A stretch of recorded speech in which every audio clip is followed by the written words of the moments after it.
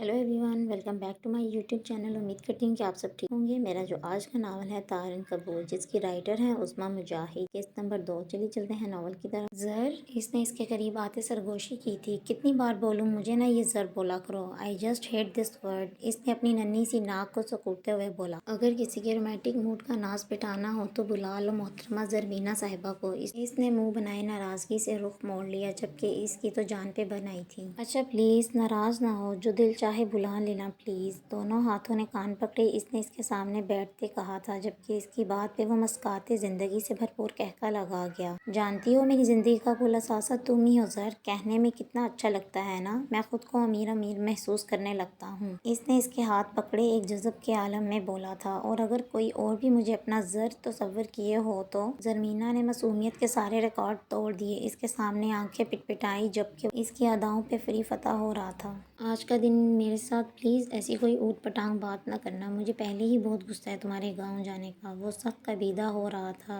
जबकि वो खिलखिला कर उठी थी। राहे नशीनों को सवारों पे हंसी आने लगी, गम के मारों को सितारों पे हंसी आने लगी। इसने मीसनी सूरत बनाए एक शेर पढ़ा, जबकि जरमीना उसे आंखें दिखाती रुख फेर गई थी। जितना उसे शेर व शायरी से चिढ़ थी, उतना ही वो उसे जलाने की ऊट पटांग शेर पढ़ता रहता। इस वक्त वो दोनों ही सिंधा यूनिवर्सिटी के आर्ट डिपार्टमेंट में ठहरे थे। इन दोनों का मास्टर्स में आखिरी साल था, जबकि इसका ताल्लुक पंजाब से होने की वजह से उसे जरमीना से बिछड़ने का कुलक महसूस होने लगा, तो उसे प्रपोज कर दिया। हमेशा रिजर्व रहने वाले शख्स के मुंह से अपने लिए पसंदीदगी का सुनते ही वो कितनी देर तो कुछ बोल ही ना पाई थी, मगर जल्दी से उसे जज्बों को कबूलियत की सेंध देते मोहब्बत की इस खारदार राह में इसकी साथी बन गई थी। वो अपने घर वालों को भेजना चाहता था, मगर जरमीना चाहती थी कि वो अपने घर वालों को पहले इस शादी के लिए मनाएगी। इसका घराना रवायती कदामत पसंद घराना ना था, जबकि वो हम मुनसब तो बज़ाहिर इसे इतराज़ की कोई वजह नजर नहीं आ रही थी। वो इसके साथ एक भरपूर दिन गुजारे, इसकी मोहब्बतों का हसार बांधे गाँव चली आई थी, जहाँ उसने इस बार अम्मा साईं से बात करने का सोच रखा था। एक्सक्यूज मी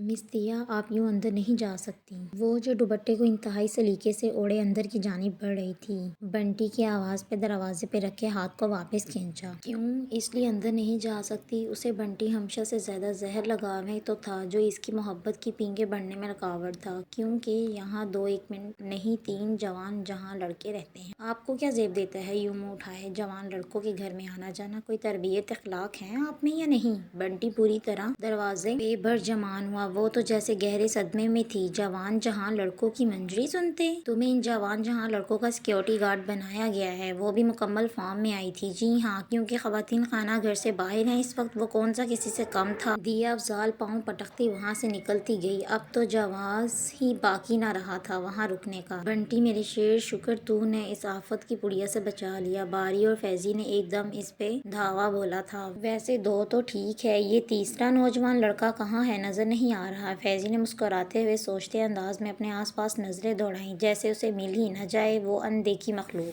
सही वक्त आने पे बताऊंगा, चलो बॉलिंग करवाओ, रफ्तार आवाज में कहते इसने बारी की तरफ बाल उछाली। दम है रे मारे छू करे मैं। फैजी ने बंटी के कंधे पे थपकी दी। वहीं दिया अपने घर के टेरेस पे इन मसखरों को देखते ताव खाने लगी। यकीनन इन दोनों ने इस नन्हे फितने को सिखाया था दिया को वहाँ से भगाने को। यू नो पुप्पो, ही इज सो इरिटेटिंग। हर बात पे वडेरे यूं होते हैं, बस ऑल टाइम खामियां, टोटली जेलस। और आपको पता है मोस्ट इरिटेटिंग चीज क्या लगती है मुझे इसकी? उफक नॉन स्टॉप कॉल पे बोले जा रही थी, जबकि दूसरी तरफ मौजूद इसकी पुप्पो ने इसे चुप हो जाने का कहा था। क्या यार, एक तो वो पूरा दिन सड़ियल मेरा खून जलाता रहता है, और ऊपर से आपको मुझसे नहीं बात करनी। अपना इग्नोर किया जाना तो उसे कभी गवारा ना था। ऐसे में जब इसकी फेवरेट पुप्पो ये कदम उठाए तो माफी की गुंजाइश ही ना थी।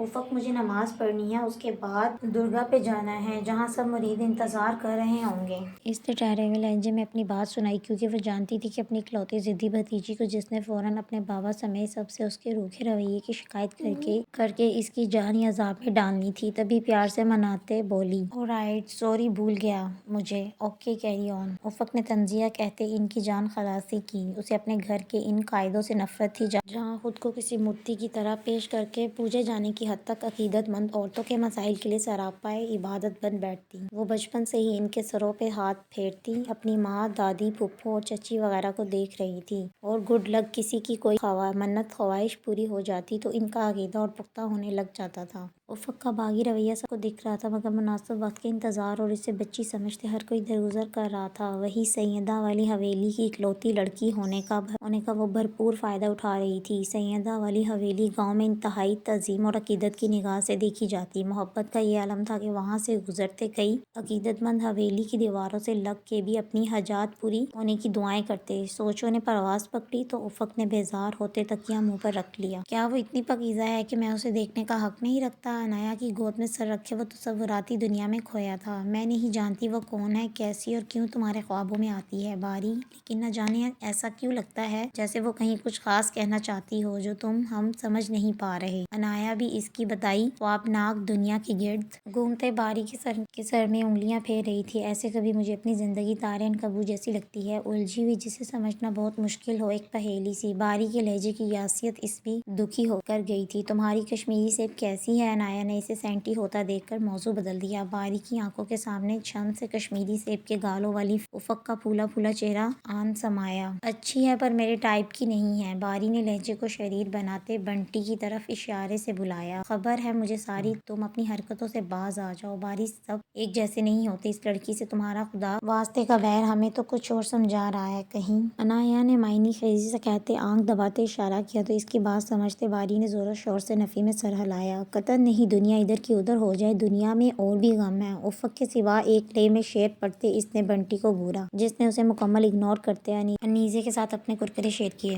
باری، تم نہ وہ دکھنے کی کوشش نہ کیا کرو جو تم ہو نہیں۔ انیزے نے خفیف ہوتے ٹی وی کا ریموٹ اٹھائے والیوم اونچا کیا، جبکہ باری نے کندھے اچکائے۔ عنایا کو سوالیہ نظروں سے دیکھا کہ اسے کیا ہوا۔ انا مجھے ایسے لگتا ہے کہ یہ باری نہ جھوٹ بولتا ہے، اسے کوئی ایلیوژن نہیں ہوتے، اسپیشل ایسا بندہ جو ہر روز کسی کو ٹارچر کر کے گناہ کمائے۔ اور افق کو اس طرح ٹارچر کرنا سمجھداری تھوڑی ہے، ایک انسان آپ کے ساتھ برا کرے تو آپ سب سے بدلہ لوگے۔ ہاؤ ڈسگسٹنگ یار۔ اور وہ بیچاری اتنی فیڈ اپ ہو چکی تھی کہ یونیورسٹی چھوڑنے کا سوچ رہی۔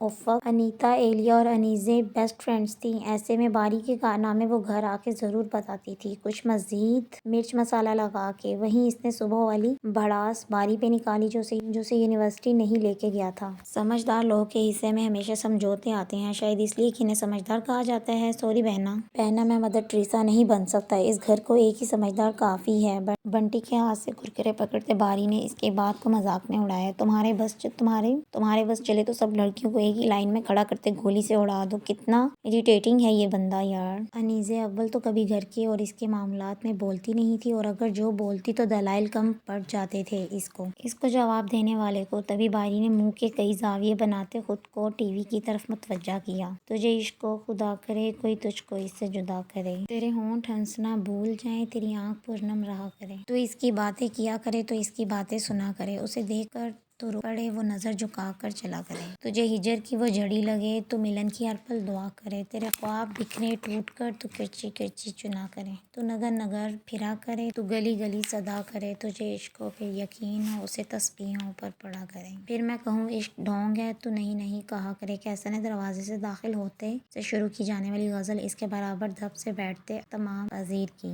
باری کی آنکھیں باہر نکلنے کو تھی۔ کیوں بے مجنوں کی اولاد، مجھے کیوں عشق ہونے لگا، دیکھ لو بہنا یہ بے نوئی صاحب پٹنے والے کام کر رہے ہیں۔ الماس، جو کیسر کی آواز پہ آئی تھی، باری کے منہ سے اپنے بہنوئی کے لیے ایسی باتیں سن کے سینے پہ ہاتھ رکھا۔ شرم تو نہیں آتی، تم سے بڑا ہے وہ، کوئی لحاظ کوئی عزت ہوتی ہے نہیں، اور نہیں تو روپے کی شرم کر لو۔ الماس کا بس نہیں چل رہا تھا کہ اسے جانپڑ رسید کر دے۔ حد ہی ہو گئی، ماں میری جس طرف منہ کروا سکی عزت رتبے کی پڑ جاتی۔ آپ کو یہ نہیں پتا کہ وہ جس نے آتے ہی منہ بھر بھر کر گالیاں دی ہیں آپ کے اکلوتے سپوت کو، اس کا کیا؟